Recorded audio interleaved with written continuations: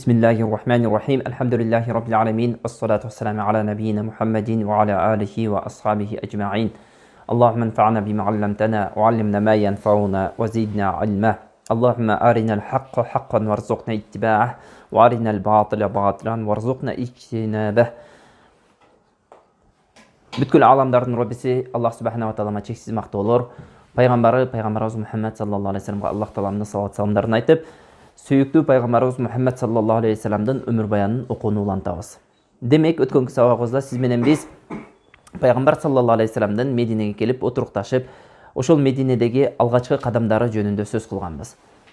Андан кийин пайгамбар саллаллаху алейхи вассалам Мединенин ичиндеги абалдарды өз калыбына келтиргенден кийин Мединенин сыртындагы абалдарга аттангандыгы жөнүндө сөздү баштап ошол жерден бүтүргөнбүз. Демек, пайгамбар саллаллаху алейхи вассалам эмне эки чоң стратегиялык чечимди кабыл алат. Биринчиси бул кербен, ошол Мекке мушриктери Шамга өтө турган кербен жолун толугу менен өз колуна алуу. Тактап айтканда, ошол жерге көзөмөл пункттарын орнотуу. Экинчиси, ошол жерге эмне үзгүлтүксүз аскерлерди жиберип туруу. Тактап айтканда, ошол өткөн кеткен кербендердин бардыгыны мусулмандар эмне көзөмөлдөп туруусу. Ошол нерсени пайгамбар саллаллаху алейхи вассалам эмне чечим алат. Андан кийин Бадыр согушу болот. Чоң Бадыр согушуна чейин кичинекей эмне согуштар, сариялар деп коет. Ошо сариялар болот. Ошолордун кээ бирлерине токтолуп өтөбүз. Караңыз, пайгамбар саллаллаху алейхи вассалам жанагы эмне Мекке менен Шамды байлап турган жолду көзөмөлүн өз колуна алгандан кийин согуштук разведка сыяктанган бул аракеттерден төмөндөгү максаттарды көздөгөн. Караңыздар. Биринчи, ошол Мадинанын сыртындагы эмнелерди бүт өткөн кеткен негизи ошол жанагы кербендерди эмне кылуу, тыкыр текшерүүдөн өткөрүү. Ошол эле учурда ошол жолдордун боюнда жашаган элдер менен өз ара кол салбастык келишим түзүү болгон. Эми караңыздар, пайгамбар саллаллаху алейхи вассалам жанагы Мекке мушриктери менен эмне тынчтык келишими болбогондон кийин Мекке мушриктеринин каалаган учурда кербенини тонуп, каалаган учурда эмне алып алуу укугуна ээле. Эмне себептен? Себеби Аллах Субханаху ва Таала пайгамбар саллаллаху алейхи вассаламга Мекке мушриктери менен согушууга уруксат берген. Өткөнкү сабагыбызда бул жөнүндө токтогонбуз. Ушунча жыл мусулмандарды кордоп, мусулмандарды өздөрүнүн туулуп өскөн жеринен кууп чыгып, жада калса пайгамбарыбызды Мухаммад саллаллаху алейхи вассаламды өлтүрүүгө аракеттенген мушриктерге Аллах Субханаху ва Таалам согушууга уруксат бербеди эле. Ушул эмне Меккеден Мединеге көчүп келип, кичине болсо дагы мамлекет түзүп, анан ошол мамлекетте аскердик күчкө ээ болгондон кийин Аллах Субханаху ва Таала мусулмандарга эмне кылды?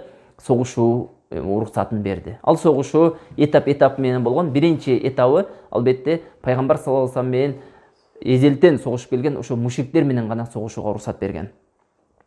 Ошондой эле пайгамбар саллаллаху алейхи вассалам ошол жерди көзөмөлдөө менен, ошо Мекке менен Шамдын жолуну көзөмөлдөө менен мушриктерди сескентүү деген эмне мушриктердин жүрөгүнө мусулмандар дагы кандайдыр бир күчкө ээ, эми мусулмандар менен эсептеше турган убакыт келди деген нерсеге ишарат кылат эле. Пайгамбар саллаллаху алейхи вассалам эмне мушриктерди келгиле, же тынчтык келишимине эмне кылайлы, тынчтык келишимине келели, же болбосо анда эмне сиздерди ушундай жолуңуздар мурда коопсуз болгон, такыр эмне ар түрдүү балелерден, ар түрдүү каракчылардан, ар түрдүү жаман нерселерден оолак болгон жолуңар бүгүнкү күндө эми кооптуу болуп калды. Биз көзөмөлдөп калды деген эмне биздин тил менен айтканда нота болчу.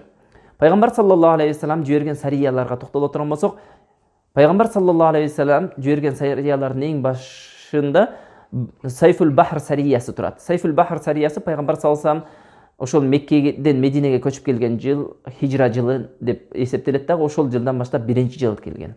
Демек, караңыз, биз 1443 жылы азыр жашап турган болсок, 1443 жыл мурда пайгамбар саллаллаху алейхи вассалам эмне Меккеден Мединеге келип отурукташкан. Ошол жылдан баштап хижри жылы эсептеле баштаган. Түшүнүктүбү? Хижри жылы пайгамбар саллаллаху алейхи вассалам Меккеден Мединеге көчүп келген жылы эң биринчи жыл болгон. Кээ бирлери пайгамбар саллаллаху алейхи вассаламдын пайгамбары келгенден деп ойлоп калышы мүмкүн. Пайгамбар болуп келгенден баштап деп. Жок, пайгамбар саллаллаху алейхи вассалам пайгамбар болуп келгенден кийин 13 жыл Меккеде дават кылды. Андан кийин Мединеге көчүп келди. Ошол Мединеге көчүп келген жылдан баштап мусулмандар хижри календарын иштете башташты. Ошол хижри календардын 1-жылы Рамазан айында пайгамбар саллаллаху алейхи Хамза ибн Абдул Мутталиб радыйаллаху анхуну жетекчи кылып, Абу Жахилдин башчылыгындагы 300 аскер ошол алып өтүп аткан кербенге эмне кылды? Кошуун жөнөттү.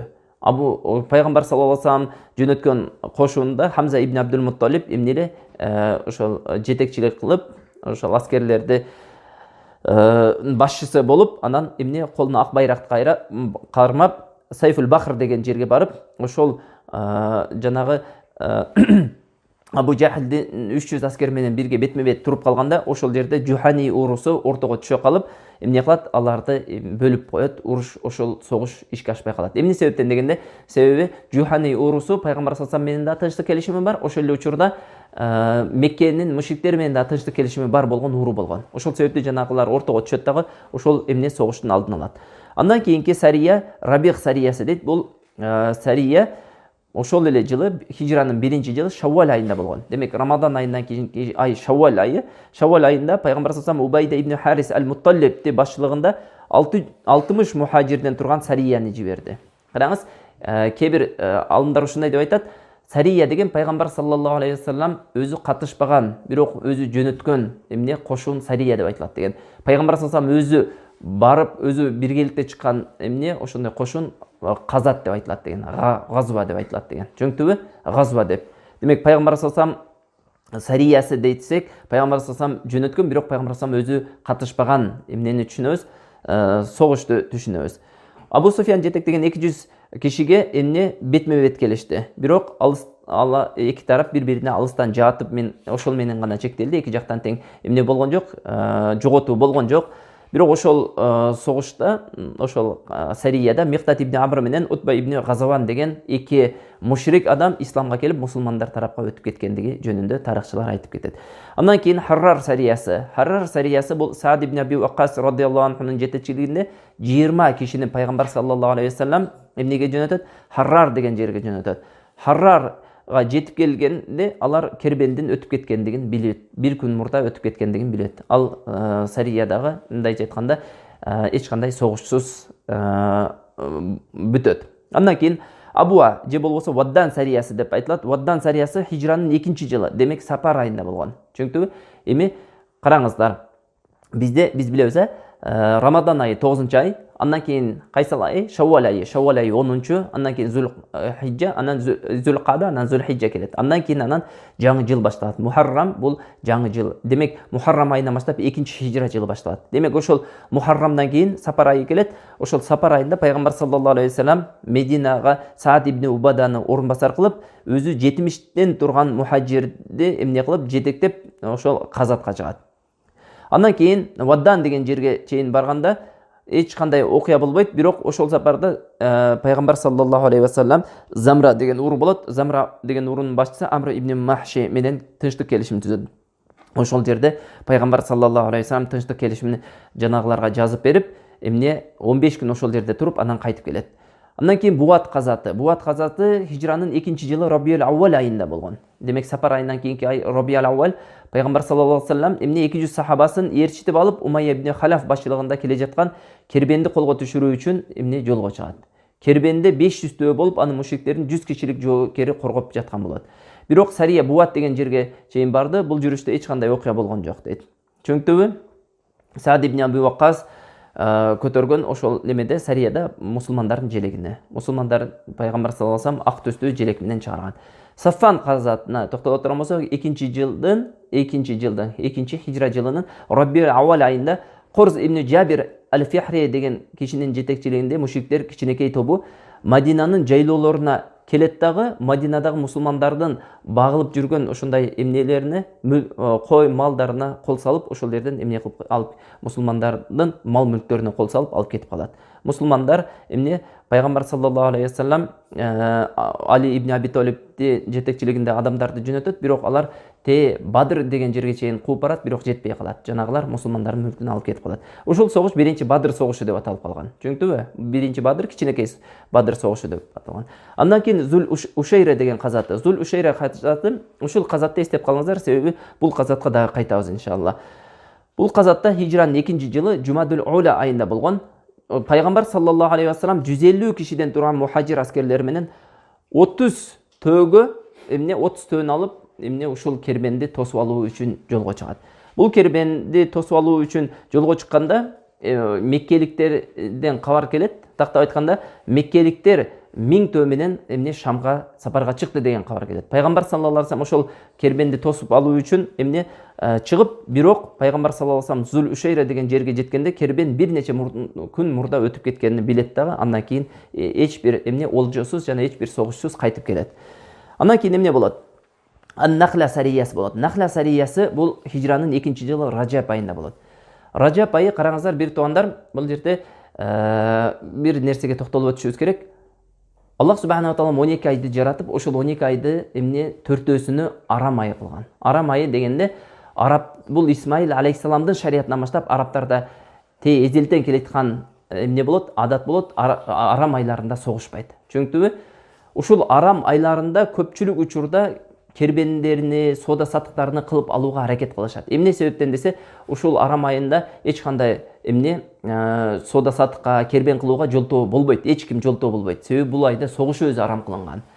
Ошол айлардын бирөөсү Ражаб айы болот.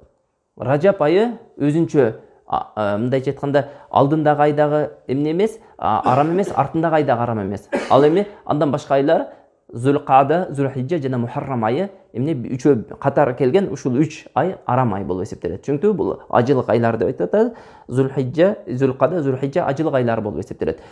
Демек андан кийинки Мухаррам айдагы арам ай болот. Андан кийин анан Сапар айы, андан кийин Жумадул Робиул Аввал, Робиул Сани, Жумадул Ула, Жумадул Сани, андан кийин анан Ражаб айы келет. Ражаб айы, Ражабтан кийин Шабан, Шабандан кийин Рамадан, Шаввал, анан кайра Зулхижжа болуп кетет. Ушул Ражаб айында пайгамбар саллаллаху алейхи вассалам мухажирлерден турган 12 кишини Абдуллах ибн Жахштын жетекчилигинде Нахла деген жерге жөнөтөт. Нахла деген жер Таиф менен Меккенин ортосунда жайгашкан жер, өрөөндүн аты болот. Чөнктүбү? Эми караңыздар, эгерде географияны жакшылап билсеңиз, биз азыр Мединеде жүрөбүз, Медине доорунда жүрөбүз. Бирок пайгамбар саллаллаху алейхи вассалам Таиф менен Меккенин ортосуна эмнени жөнөттү? Өзүнүн жокерлерин жөнөттү, аскерлерин жөнөттү. Бул деген мусулмандардын колу узарып баратат күндөн күнгө деген. Чөнктүбү? Элестетиңиз, Мекке менен Мединенин аралыгы 450 километр. 450 километр. Эми Таиф Меккеден да Меккенин түштүгүндө жайгашкан. Демек андан да нарыраак, ылдыйраак жайгашкан десек болот. Демек ошол жерге мусулмандарды жөнөтөт. Эмне себептен десе, пайгамбар саллаллаху алейхи вассалам ошол жерге барасыңар дейт, жолдо баратып кат жазып берет дагы, ушул катты 2 күндөн кийин ачып окуйсуңар дейт. Андан кийин анан окуп туруп, анан катка амал кыласыңар деп катты берет. Ошентип жолдо баратып Абдуллах ибн Жахш жана 12 сахаба 3 төөгө минип, анан алмашып баратып, жолдо 2 күн өткөндөн кийин жана катты окуйт. Катты окуса ошол жерде пайгамбар саллаллаху алейхи вассалам ушундай деп жазган болот: катты окугандан кийин жолуңду улантып кете бер. Мекке менен Таифтин арасындагы Нахла деген жерге жеткенде буктурма коюп, Курайш кербенин аңдып жатасың жана алар жолго чыкканда бизге кабар бересиң. Караңыздар, пайгамбар саллаллаху алейхи вассалам эч кандай согушу жөнүндө, эч кандай туткун жөнүндө сөз кылган жок. Болгондо эмне деди? Бизге ошолордун кабарын бересиң деп. Мындайча айтканда, аны тыңчы кылып жөнөттү. Чөнктүбү? Анан жанагы жерде Абдуллах ибн Жахш өзүнүн жанындагы адамдарга эмне дейт? Ушундай тандоо укугуну берет. Кааласаңар баргыла, эгерде кааласаңар кала берсеңер болот. Силерди эч ким мажбурлабайт. Эгерде шейиттик өлүмдү кааласаңар, чындап ушундай өзүңөрдүн жашооңорду, мындайча айтканда, жашооңорду Аллах үчүн бере турган болсоңор, анда мен менен жүргүлө дейт. Себеби ал жерде мушриктер көзөмөлдөгөн жер болуп эсептелет. Ыктымал көбүрөөк ал жерде өлүп кайтыштыгы. Чөнктүбү? Мындайча айтканда өлө турган ыктымал көбүрөөк. Ошондуктан айтат, шейит болууну кааласаңар, анда мен менен жүрө бергиле деп. Анан жанагылардын бардыгы ыраазы болот. Андан кийин жанагы катты окугандан кийин жанагы жолго аттанып, ошентип бардык 12 ошол мусулман аскери тең жолго жолун улантат. Бирок жолдо баратып Абу Ваккас менен Утба ибн Газаван өздөрүнүн төөсүн жоготуп коет дагы, алар калып кетет. Демек 10 аскер болуп, мусулмандар ошол Нахла деген жерге барат. Нахла деген жерге барып, ошол жерде Курайшты аңдып жатат. Караңыз, сапар айынын эң акыркы күнү болот ошол күнү. Сапар айынын эң акыркы күнү болот. Ошол жерде аңдып жаткан учурда Курайштын ушундай кербени менен, чоң өлчөмдөгү эмес, мындай орто өлчөмдөгү кербени менен келейткан адамдарды байкап калат. Анын ошол кербенде Амр ибн Хазрами, Абдуллах ибн Мугиранын эки уулу Усман менен Науфал жана Бану Мугиранын азат кылган кулу Хакам ибн Хайс дегендер болот.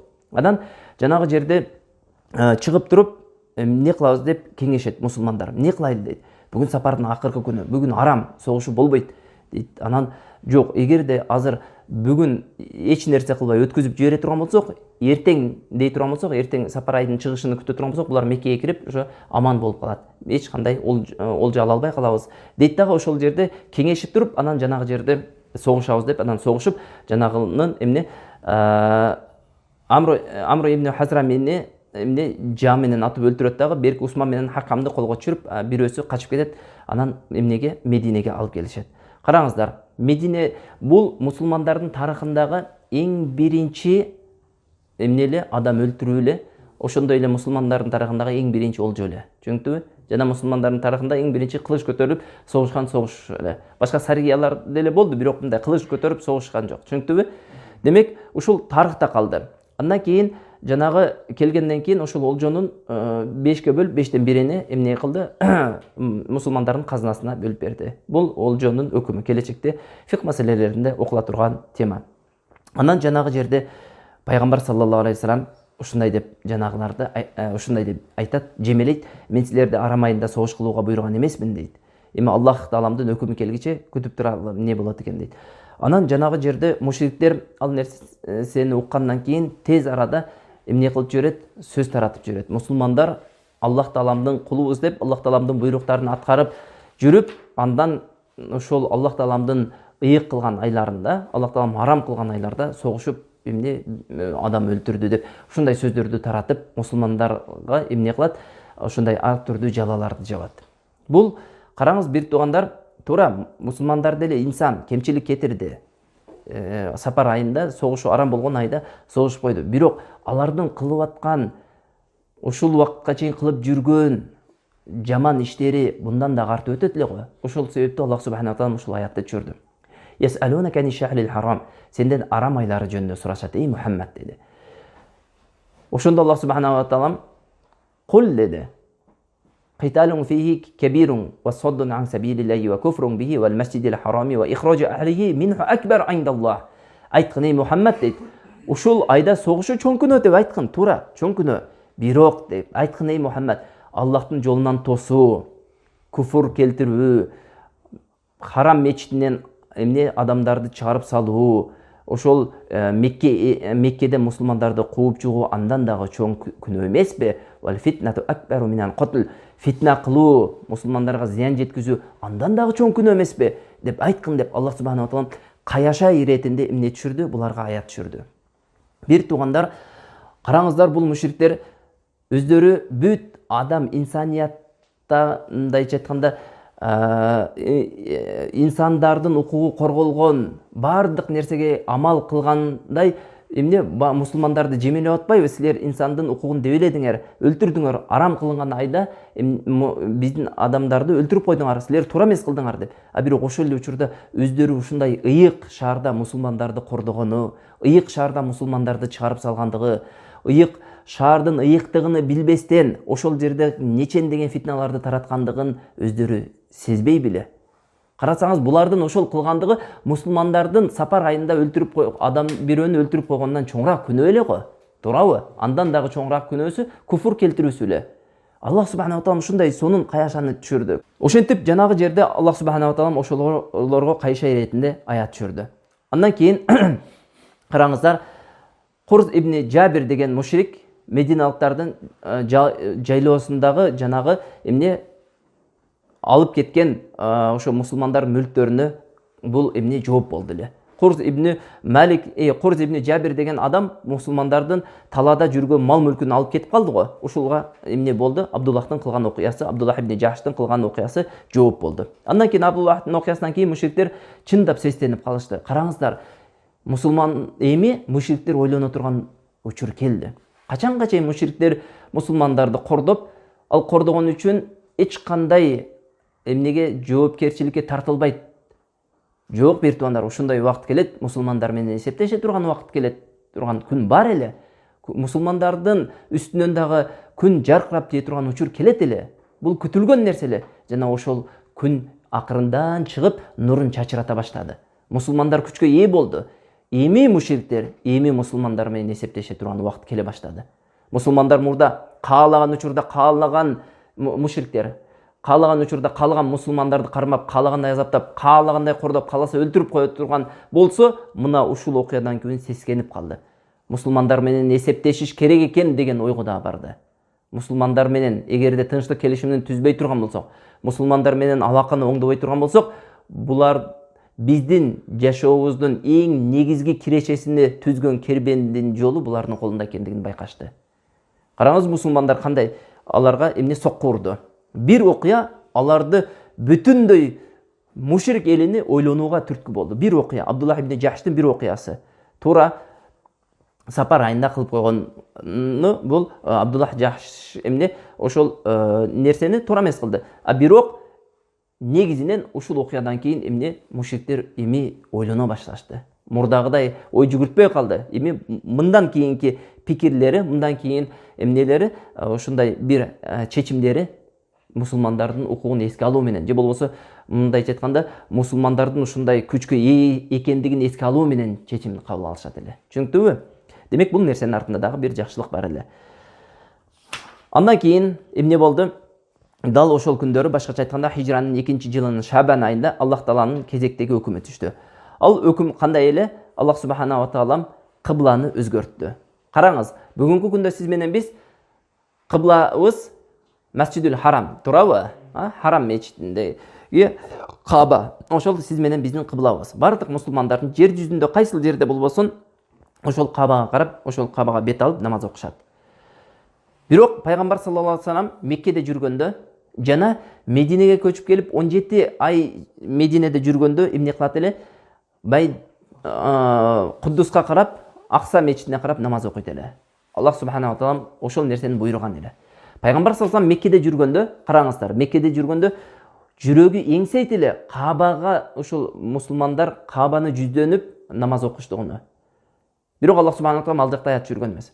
Ошол себептен пайгамбар саллаллаху алейхи вассалам Каабанын артына өтөт эле дагы бет маңдайына Каабаны коюп туруп, анын артынан Байтул Мақдис болуп калат, ошол Куддус мечити болуп калат. Ошол Куддус мечитинде анан эмне Каабанын артында намаз окугандай болуп окуйт эле. Бирок Мединеге келгенде ал мүмкүнчүлүктөн ажырап калган эле пайгамбар саллаллаху алейхи вассалам. Себеби Мединеге келгенде Кааба артында болуп калат, а Байтул Мақдис алдында болуп калат, карама каршы жакта болуп калат. Ошол себептен пайгамбар саллаллаху алейхи вассалам эңсеп жүргөн нерсе, мусулмандар эңсеп жүргөн нерсе болду. Аллах субхана ва таалам эмнени Каабаны мусулмандардын кыбласыны Каабага өзгөрттү.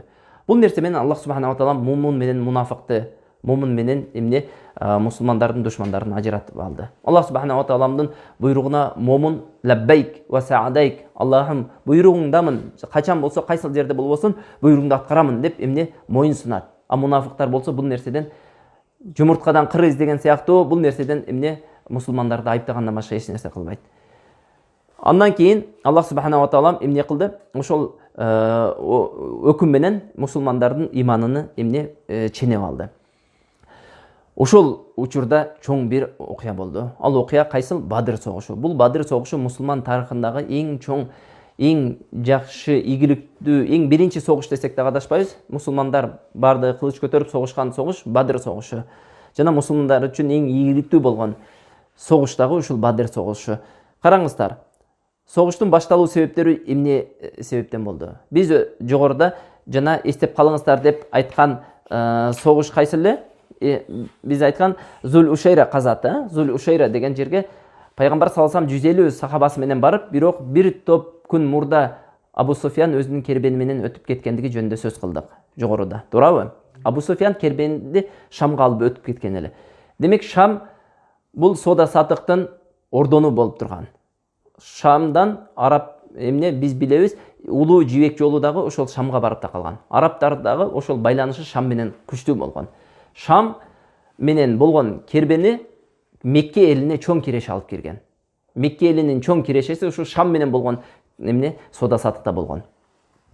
Андан кийин жанагы окуя болгондон кийин эмне Абу Суфьян жогорго өтүп кетти, Шамга өтүп кетти. Бирок Абу Суфиян кайта турган учур келет, сөзсүз кайтат да. Себеби анын эмнеси Мекке, ал Меккенин жүгүн алып чыгып кеттиби, демек башка жүк менен Меккеге кайтат. Ошол кербендин Шамдан кайтаар маалы жакындашкан учурда пайгамбар саллаллаху алейхи вассалам Саад ибн Зейд менен Талха ибн Убайдулланы Хаура деген жерге жөнөтөт. Алар ошол жерде тыңчылык кылып, жанагы Абу Суфияндын кайтып жатканын байкайт дагы, көрөт дагы. Анан эмне кылат? Пайгамбар саллаллаху алейхи вассаламга кабар алып келет. Алар кайтты, жолго чыкты деп. Анан пайгамбар саллаллаху алейхи вассалам Меккенин келе жатканын, кайткандыгын кабарын алганда, пайгамбар саллаллаху алейхи вассалам ошол жерде кошун чогултат. Кошун чогултканда пайгамбар саллаллаху алейхи вассалам ыктыярлуу чогултат. Мажбурий эмес, бардыгын милдеттүү түрдө эмес.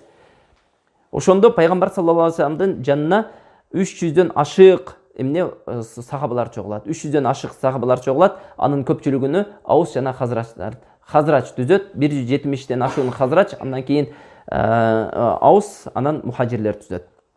Ошентип жанагы кербенде өтө чоң жүк болот. Караңыздар, кербенде 50 000 динар, 50 000 алтын динарлык баадагы эмне болот? Жүк болот. 1000 төө. Караңыздар, бул артылган жүк, аны ошол 40 адам эмне сакчы коргоп келеткан болот. Демек бул чоң ошол мушриктер үчүн, мушриктердин эң чоң эмнеси эле, мындайча айтканда, байлыгы эле. Дээрлик мушриктер бардык байлыгын ушул соодага эмне кылган эле, салган эле. Ушул кербендеги соодага салган эле. 50 000 динар алтын, караңыздар, 1 динар алтын 4 грамм боло турган болсо, 50 000 динар алтын, эгер адашпасак 2 тоннадан ашыгыраак болуп калат. 2 тоннадан ашыгыраак алтын келеткан. Алтындын баасындагы жүк келеткан ушул кербенде. Ал нерсени пайгамбар саллаллаху алейхи вассалам уккандан кийин, бул Курайштын мүлкү жүктөлгөн кербен, антаңгыла Аллах аны силерге олжо кылып берсе ачып эмес деп мусулмандарды шыктандырат. Анан мусулмандар ошол жерде чогулуп олтуруп, эмне кылат? 317, кебир риваяттарда 313 деп келет, бирок туурасы Аллаху а'ла ва а'лам 310 канча сахаба. 10дон кийинкиси аннык айтылган эмес. Ошол сахаба эмне пайгамбар саллаллаху алейхи вассалам менен биргеликте ушул эмнеге чыгат? Жортууга чыгат, ушул кербенди алууга чыгат. Пайгамбар саллаллаху алейхи вассалам менен ушул кербенди алууга чыкканда 2 ат жана 70дей төө болот. Төөнү 3 адам, 2 адам минип алмак салмак минип барат. Ал эми 2 аттын ээси болсо, бирөөсү Али ибн Абид, жок, Мусаб ибн Умайрга пайгамбар саллаллаху желекте карматат. Ал эми аттын ээси Зубайр ибн Аввам менен Миктат ибн Амр болот. Миктат ибн Амр жана Зубайр ибн Аввам болот. Ошол 2 аттын ээси. Пайгамбар саллаллаху алейхи вассалам мухажирлердин отрядын түзөт жана ансарлардын отрядын түзөт. Ошол жерде эмне? Ошол чыккан аскерлердин бардыгыны иреттештирет. Пайгамбар саллаллаху алейхи вассалам бул согуштун эмне талап кылган тактикасы сөзсүз ушундай болуш керек. Оң канат, сол канат, алдыңкы канат, арткы канат, бул согушта колдонулуп турган эмнелер, тактикалар. Пайгамбар саллаллаху алейхи вассалам ошолорго эмне согуштун ушундай тактикасындагы кыйын билген инсан болгон. Ошентип пайгамбар саллаллаху алейхи вассалам эмне кылат? Мухажирлердин отряды жана ансарлардын отряды кылып экиге бөлөт. Мухажирлердин отрядынын желегине Али ибн Аби Талибке берет, ансарлардыкын Саад ибн Муазга берет. Ошентип пайгамбар саллаллаху алейхи вассалам жолго чыгат. Оң канаттын башчысын Зубайр ибн Аввам кылса, сол канаттыкын Миктат ибн Амр кылат. Ошентип пайгамбар саллаллаху алейхи вассалам Сафра деген жерге жакын калганда, Басбас ибн Амр аль-Джухани менен Ади ибн Абу Забха аль-Джухани дегендерди кербендерди кабар алып келүү үчүн эмнеге? Чалгынга жиберет. Чалгындоо деп коет бизде, чалгындоого жиберет. Караңыз, Амр ибн аль-Джухани менен Ади ибн Абу Забга барат дагы жанагы жерде Бадырдын алдын Бадырга барып, ошол жерден кабар чогулуп келет. Меккенин авалына токтоло турган болсок, Меккенин авалы кандай болду? Меккенин авалы Абу Суфиян өтө зирек инсан болгон. Акыйкатта зирек инсан болгон. Абу Суфиян билген бул жолду мусулмандар көзөмөлдөп тургандыгын. Демек, кайтып келетканда, bunday чоң акча менен кайтып келетканда, жанагы бүткүл чараларды колдонгон ушул мусулмандарга ошол байлыкты алдырып койбостугу үчүн жана бүт мүмкүнчүлүктөрүн жумшап, ошолордун бирөөсү bir adamды жалдайт дагы. Ал адам Дамдам ибн Амр аль-Гайфари болот.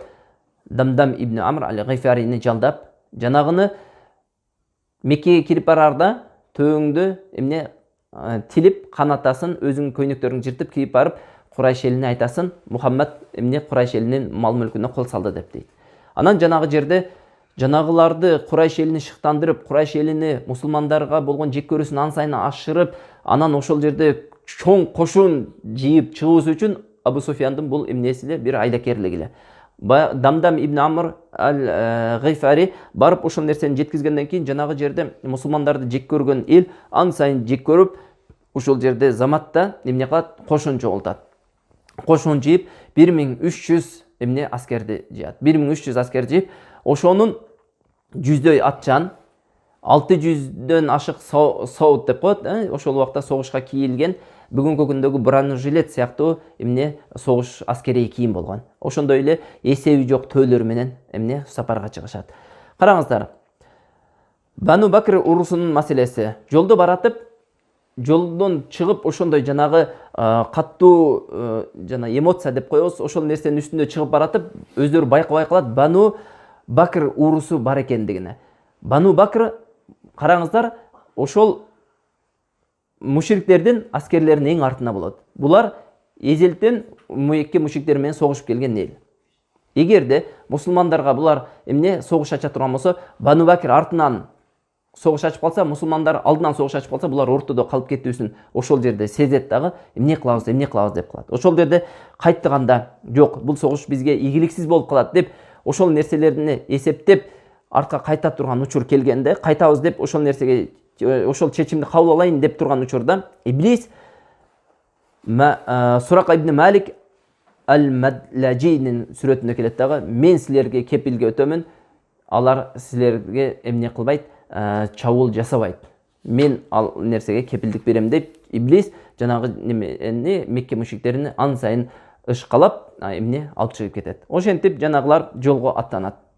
Аллах субхана ва таала алардын жолго аттангандыгын ушундай деп сыпаттайт. Батарау ва риа ан-наси ва ясуддуна ан сабилилlah.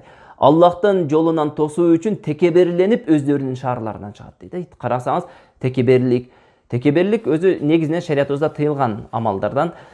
Алар Аллахтын жолунан тосуу үчүн текеберлик кылып чыгышат. Караңыз, текеберлик кылып, эми биз мусулмандарды кандай болбосун жеңебиз. Жердин үстүндө мусулмандардан эч кимисин калтырбайбыз. Биз өзүбүздүн үстөмдүүлүгүбүздү көрсөтүп, анан кайтабыз деп, ошол жерде Абу Жахил жана ошол сыяктуу адамдар эмне текеберленген абалда чыгат. Бирок Жухфага жеткенде аларга Абу Суфьяндан кабар келет. Абу Суфьян аман эсен кербенди алып өтүп кеткендиги жөнүндө. Караңыз, эми Абу Суфьяндын өзүнө токтоло турган болсок, Абу Суфьян кандай кылып кербенди аман эсен алып өтүп кетти? Мусулмандардын эмне ушундай казган немесине оросуна түшүрбөстөн, мусулмандардын колуна бербестен кербенди кандай кылып алып өтүп кетти дей турган болсок, Абу Суфьян өтө зирек инсан болгон деп айттык жогоруда. Караңыздар, Абу Суфьян ар бир кадамы сайын алдында эмнелерди бизде разведка деп коет, чалгындоочу адамдарды, чалгын иштерин жүргүзгөн адамдарды жөнөтүп турат. Ким бар, кандай болуп атат, эмне болуп атат. Кербен келерден мурда кербен кайсыл жолду баса турган болсо, ошол жолду барып карап, тазалап турган адамдарды жөнөтүп турат. Анан ошонун бирөөсүндө өзү чыгат да Бадырга келет. Себеби Бадыр ушундай жер, бир туугандар, эзелтен Бадыр деген кудуктар, бир канча кудук болгондуктан өткөн кеткен кербенин бардыгы ошол жерде токтоп, эс алып, суусу жоктор суусун толтуруп, анан кайра жолун улантып кете турган жер болгон. Түшүнүктүбү? Анан жанагы Бадырга келип, ошол жерде бир кишини көрөт дагы, бул жерде мединеликтерден эч ким келбедиби дейт. Жанагы киши айтат, жок, эч ким келген жок дейт.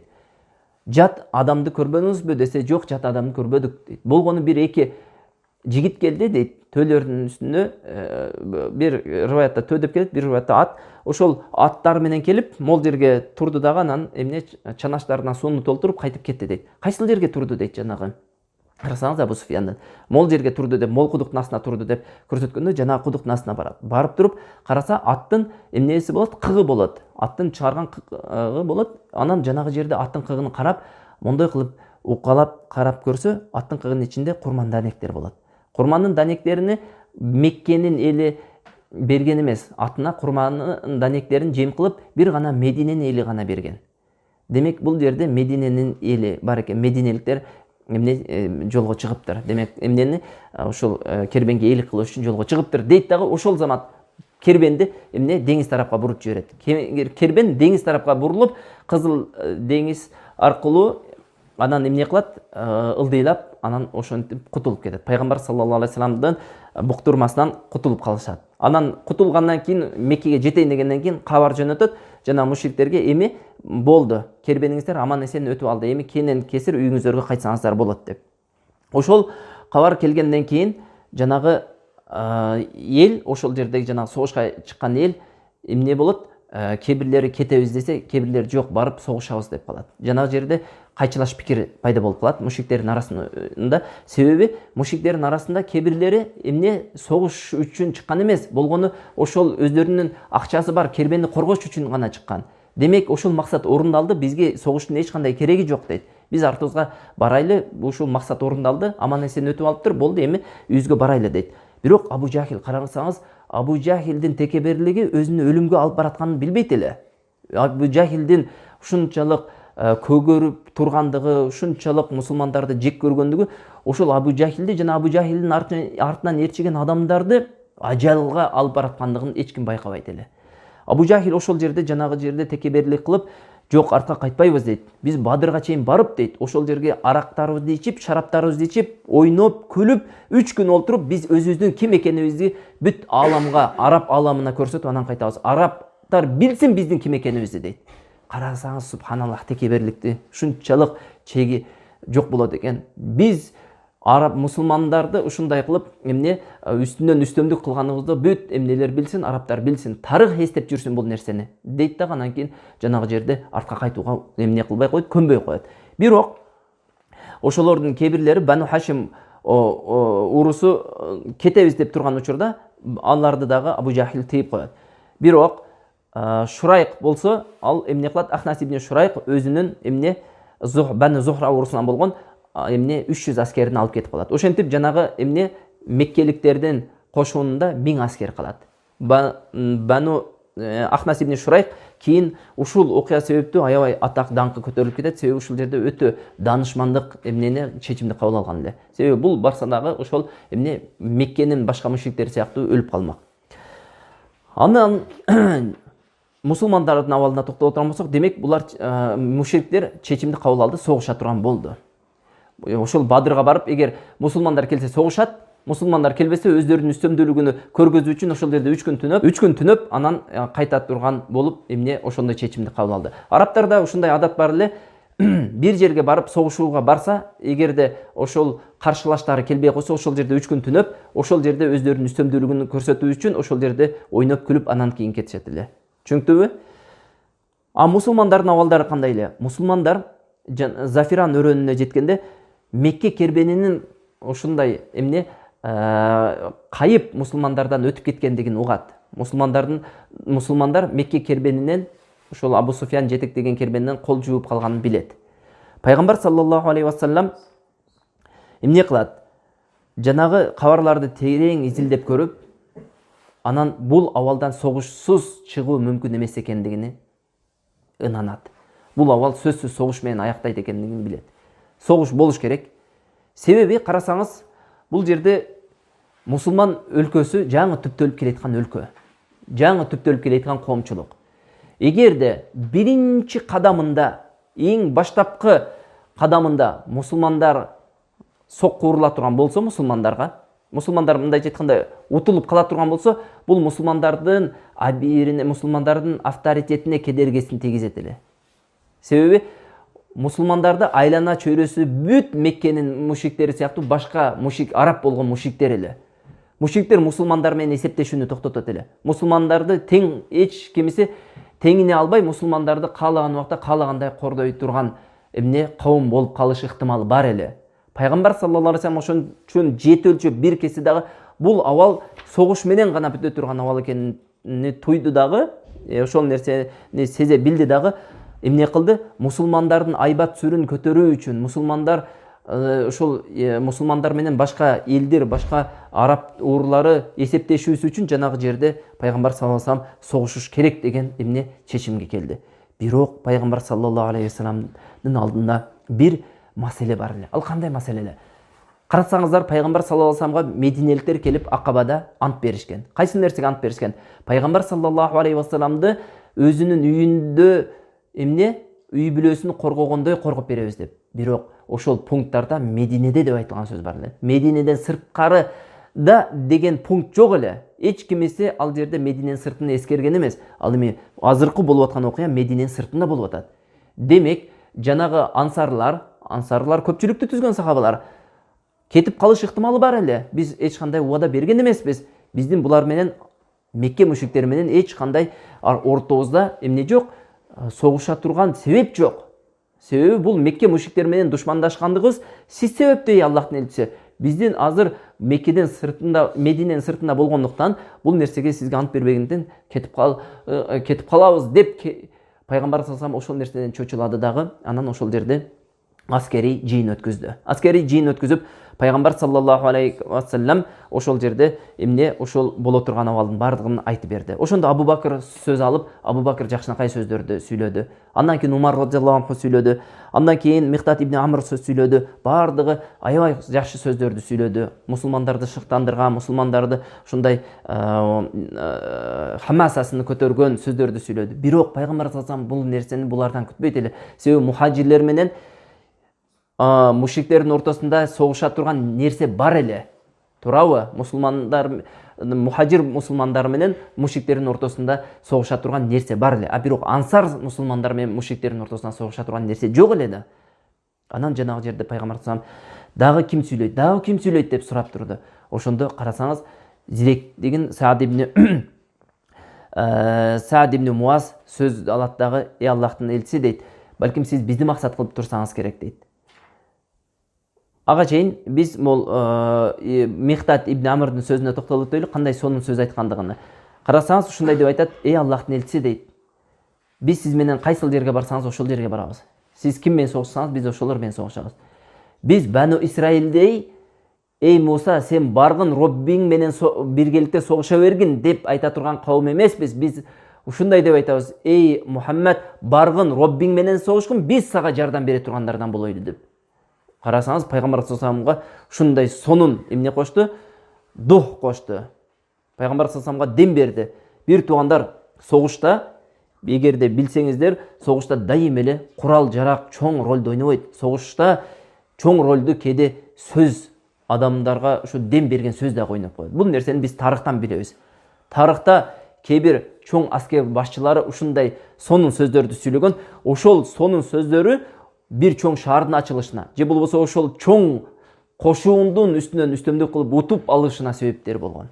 Көрдүңүздөрбү, бир туугандар, согуш бул бир эле кылыч менен тиреше турган нерсе эмес. Согуш бул бүт жагынан согуш. Информационный согуш бар, информациялык кабар, маалымат согушу бар, башка дагы согуштун түрлөрү бар. Согушта аябай көп ыкмалар бар. Пайгамбар саллаллаху алейхи вассалам да ушул нерселерди колдонот эле. Согуштун алдында сахабаларды шыктандырат эле, сахабаларды үндөйт эле, аят хадистерди айтып берет эле. Мусулмандар үчүн аят хадистен өткөн, мотивациясын көтөргөн нерсенин өзү барбы? Кээде пайгамбар саллаллаху алейхи вассалам ушундай ойлонуп турган учурда пайгамбар саллаллаху алейхи вассаламга дагы дем берген сахабалардын сөздөрү, ушундай сонун сөздөрү болгон. Бул нерсени тарых ушундай кылып калтырган. Көрдүңүздөрбү? Андан кийин Саад ибн Муаз сөз алат дагы: Аллахтын элчиси, сиз балким бизди максат кылып турсаңыз керек дейт. Пайгамбар саллаллаху алейхи вассалам: ооба дейт. Караңыз, ошондо Саад ибн Муаз ушундай деп айтат: биз сизге иман келтиргенбиз дейт. Сиздин пайгамбар экендигиңизди тастыктаганбыз дейт. Сизди иман келтирип, сизди пайгамбар экениңизди тастыктап, сизге ээрчигенбиз дейт. Жана сизди кайсыл жерде болбосун мойнун сунууга эмне кылганбыз? Убада бергенбиз дейт. Ырас ушундай болгон соң дейт: Аллахтын элчиси дейт, каалаган ишиңизди жасай бериңиз дейт. Мен Аллахтын атына касам ичип айтамын дейт. Эгер сиз бизди бул ушул деңизге секир деп буйрусаңыз, биз секиргенге даярбыз дейт. Пайгамбар саллаллаху алейхи вассалам ушундай жагат жанагы сөздү. Ошол сөздөн кийин пайгамбар саллаллаху алейхи вассаламдын кубанычы, сүйүнүчү жүзүнө чыгып калат. Пайгамбар саллаллаху алейхи вассалам ушунчалык катуу сүйүнөт жанагы сөздөн. Себеби пайгамбар саллаллаху алейхи вассалам эгерде мухажирлер менен жогоруда айтып өткөндөй, мухажирлердин өзү менен кала турган болсо, аччылык болуп калат эле. Ансарлар ал жерде көпчүлүктү түзөт эле. Демек пайгамбар саллаллаху алейхи вассаламдын алдында чоң күч пайда болду. Пайгамбар саллаллаху алейхи вассаламдын алдында бекем, артка кайтпай турган, убадасы берсе, убадасын албай турган сахабалар пайгамбар саллаллаху алейхи вассаламга сөз берди. Жана ошол Саад ибн Муаз ушундай деп айтты: ey Аллахтын элчиси, биз согуш элибиз дейт, согуш көрүп согушта чоңойгонбуз дейт. Караңыздар, Мекке мухажирлерине караганда ансарийлердин согуштагы тажрыйбасы жогорураак болгон. Эмне себептен? Себеби биз эгерде эстесеңиздер, сөзүбүздүн башында, ошол пайгамбар саллаллаху өмүр баянынын башында биз ансарлардын ичинде ошол Аус Хазрач 300 жылдан бери согушуп келаткандыгын айтып өткөнбүз. 300 жылдан бери булар көптөгөн согуштарды өткөзгөн башынан. Өтө чоң согуштарды өткөзгөн. Ошондуктан согушта чоңойгон эл болгондуктан буларды согуш эмне коркутпайт эле. Жүрөгүнө эч кандай коркунуч киргизбейт эле. Ошондуктан пайгамбар саллаллаху биз согуш элибиз деди. Биз согуш элибиз, согуштан эч качан арткан кайтпайбыз деди. Биз согуш десең согушабыз, деңизге ыргы десең секиргенге даярбыз деди. Пайгамбар саллаллаху жол тарткыланда деп туруп, аябай эмне сүйүндү дагы, анан айтты: силерге сүйүнчү деди, Аллах Таала мага эки тайпанын бирөөсүн убада кылды деди. Же кербенди алабыз деди, же болбосо эмнени мусулмандар ошол мушриктерди жеңебиз деп эмне айтты. Андан кийин ислам аскерлери жолун улантты. Пайгамбар саллаллаху алейхи вассалам абал менен таанышат. Пайгамбар саллаллаху абал менен таанышуу үчүн өзү чыгат. Өзү чыгып, Абу Бакр радыйаллаху анху экөө биргеликте Асафир дөңсөсүнө барып, ошол жерде Даббах деген жерде келди дагы, ошол жерде олтуруп, анан бир кишини жолуктуруп калды. Бир кишини жолуктуруп калып, бизге ошол адамдардын кабарын бериңиздерчи десе, жанагы киши айтат: сиздер каяктан экениңиздерди айтсаңыздар, мен силерге кабарын айтам дейт. Пайгамбар саллаллаху убада берет: макул, айтабыз, бирок сиз биринчи айтып бериңиз, ошо адамда болуп аткан абалды, ситуацияны бизге баяндап бериңиз дейт. Ошондо айтат: Мадиналыктар мынал күнү жолго чыкты деп уктук. Эгерде ошол кабар, бизге жеткен кабар чын болсо, азыр Мединалыктар мынал жерде турат деп пайгамбар саллаллаху алейхи вассаламдын аскерлери турган жерди айтып коет. Андан кийин Меккеликтер мынал күнү жолго чыкты деп уктук. Эгерде алар чындап ошол күнү жолго чыккан болсо, мынал жерде турат деп пайгамбар саллаллаху алейхи вассаламга алардын маалыматын берет. Бул эмне? Согушта эң керектүү маалымат. Өзүнүн каршылашынын абалын билүү, каршылашынын кайсыл жерде турганын, каршылашынын эмне кылып турганын билүү, бул согушта эң чоң ролду ойной турган эмнелерден, бир ыкмалардан болуп эсептелет. Андан кийин пайгамбар саллаллаху алейхи вассаламдан: силер каяктан экениңерди айткылачы дегенде, биз Суданбыз деди. Суданбыз деген минал ма деп коет араб тилинде, ма деп. Аллах субханаху ва таала пайгамбар саллаллаху алейхи вассаламдын алыскы максатын эске туткан. Ал дегени инсандын бардыгы судан жаралган, туурабы? Жанагы киши болсо суу деген жер Иракта бар эле, Ирактан келген окшойт деп кала берди. Түшүндүңүзбү? Көрдүңүзбү? Согуш бул айлакерлик. Пайгамбар саллаллаху алейхи вассалам согушту бул айлакерлик деп сыпаттаган. Согушта ушундай методдорду, ыкмаларды колдонсо болот. Андан кийин пайгамбар саллаллаху алейхи вассалам эмне? Меккенин кошуунун канча, эсеби канча экендиги жөнүндө маалымат алат. Ал кандай?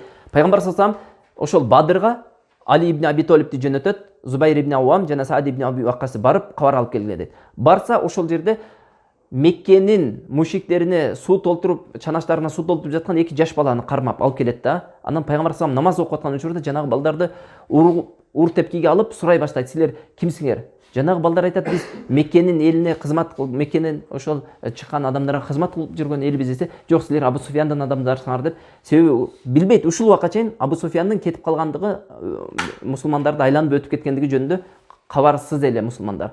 Ошондой кылып атканда пайгамбар саллаллаху алейхи вассалам намазын окуп бүтүп келип айтат: дейт, силер чындыкты айтса кабыл албайсыңар, жалганды айтса ишениңер дейт. Жок, бул Меккенин эмнесинен дейт, ошол Меккенин элине кызмат кылып жүргөн балдар дейт.